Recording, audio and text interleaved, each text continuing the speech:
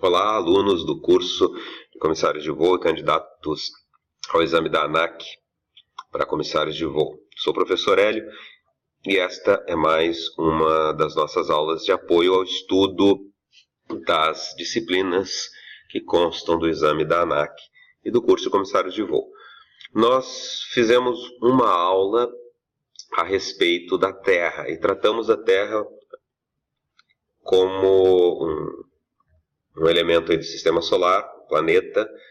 Vimos suas características em relação a movimento em torno do Sol, em torno de um eixo imaginário. O que nós vamos ver agora nessa segunda aula sobre a Terra é um aspecto mais geométrico dessa esfera, que vai nos ajudar a definir um sistema que nos permitirá identificar pontos sobre a superfície da Terra, o que é uma dificuldade sobre uma esfera perfeita. Afinal, na esfera todos os pontos têm a mesma característica, nós não, a princípio não temos uma referência bem definida, tal como é num cubo, num cone, que nós temos vértices, lados, arestas.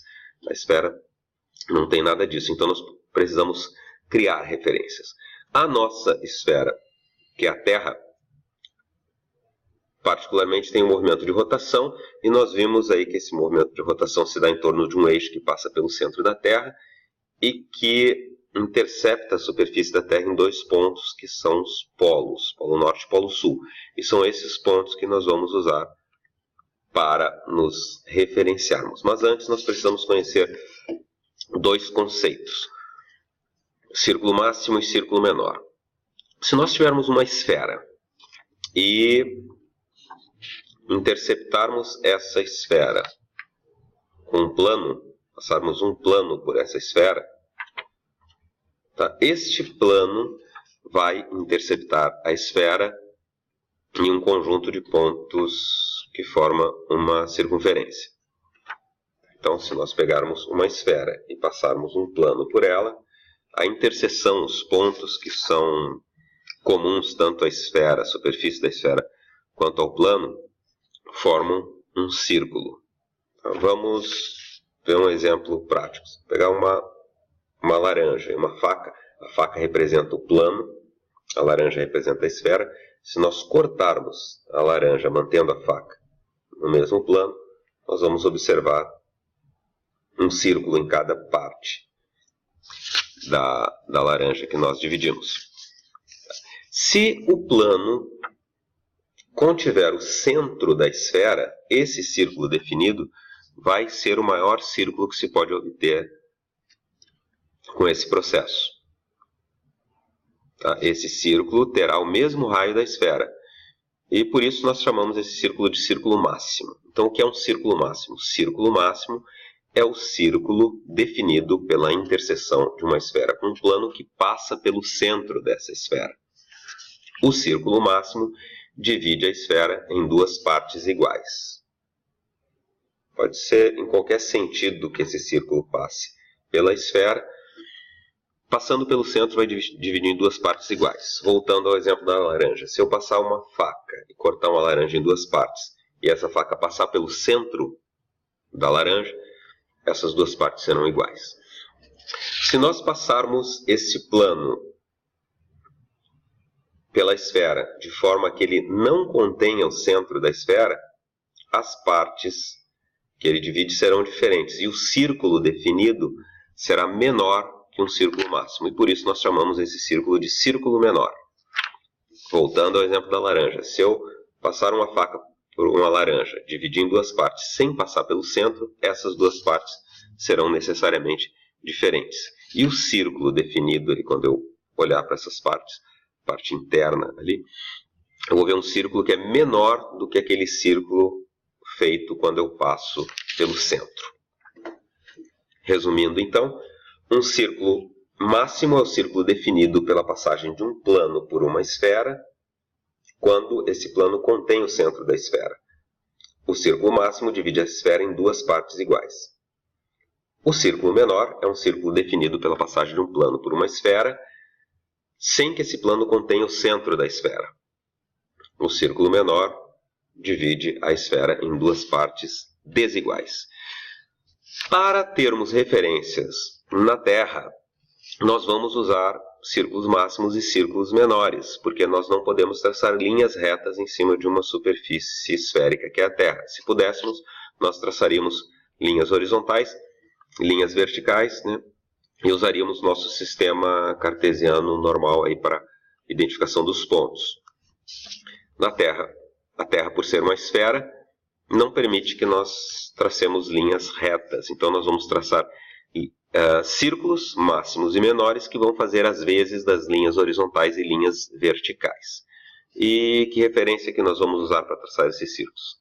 A referência que nós usaremos é o eixo de rotação da Terra. Nós vimos que a Terra gira em torno de um eixo imaginário e que esse eixo intercepta a superfície da Terra em dois pontos chamados de polos, Polo Norte e Polo Sul. Se nós usarmos um plano perpendicular ao eixo de rotação, ou seja, um plano que forma um ângulo de 90 graus com o eixo de rotação, e interceptarmos a Terra por esse plano, nós estaremos definindo um círculo. Se o plano passar pelo centro da Terra, esse círculo será um círculo máximo. Se o plano não passar pelo centro da Terra, será um círculo menor. É fácil perceber que só existe uma forma de fazer um círculo máximo com um plano perpendicular ao eixo de rotação. E esse círculo máximo, definido dessa forma, se chama linha do equador. Se nós não tivermos a necessidade de passar o círculo pelo centro da Terra, pudermos traçar um plano, caso não tivermos que passar o plano pelo centro da Terra, pudermos passar um plano por qualquer ponto, desde que seja perpendicular ao eixo de rotação, nós teremos traçado de círculos menores, que ainda serão paralelos àquele círculo máximo que nós acabamos de batizar de linha do equador, mas que pode ser traçado de uma infinidade de formas. Nós podemos ter vários círculos menores. Quanto mais próximo do equador, maior vai ser esse círculo menor. Quanto mais próximo do polo, menor vai ser esse círculo menor. Esses círculos menores aí são chamados de paralelos. Então, equador é um círculo máximo definido pelo plano perpendicular ao eixo de rotação da Terra que passa pelo seu centro. Planos paralelos ao plano que define a linha do equador determinam sobre a superfície da Terra círculos menores que são chamados de paralelos. Essas linhas aí vão nos servir de referência para a localização de pontos na superfície da Terra. Mas só com essas linhas nós não temos dados suficientes para identificar um ponto. Se eu disser que um ponto está em um determinado paralelo, não é suficiente para eu localizar esse ponto. Esse paralelo é um círculo menor, ou o equador é um círculo máximo. E em cima de um círculo nós temos uma infinidade de pontos. Então é necessário definir uma outra referência para que nós possamos identificar exatamente o ponto. Essa outra referência vai ser definida quando nós traçarmos outros círculos máximos com planos que passam pelo centro da Terra, mas também passam pelos polos. Se eu usar um plano que passa pelo centro da Terra e também passa pelos polos, eu vou definir círculos máximos, porque o plano passa pelo centro da Terra. Esses círculos máximos podem ser divididos aí em dois semicírculos definidos pelos polos. Então, se eu tenho um círculo máximo que passa pelos dois polos, eu posso pegar metade desse círculo máximo para usar como referência, e cada arco de 180 graus desse círculo, cada metade desse círculo eu vou chamar de meridiano. Então nós podemos ver que podemos traçar também uma infinidade de meridianos na superfície da Terra.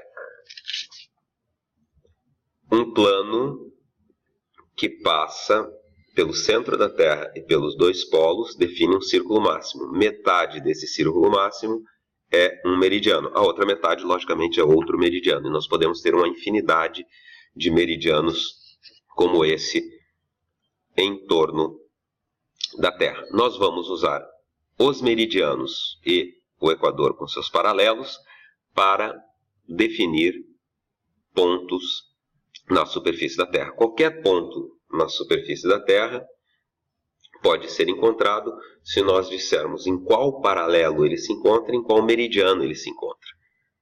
Se nós determinarmos um meridiano e um paralelo, só existe um ponto que se encontra naquele cruzamento. Basta então, para nós concluirmos aí nosso sistema que vai nos permitir localizar pontos na superfície da Terra, definir como nós vamos encontrar o paralelo e o meridiano que passam pelo ponto para poder definir esse ponto e achar a localização deles.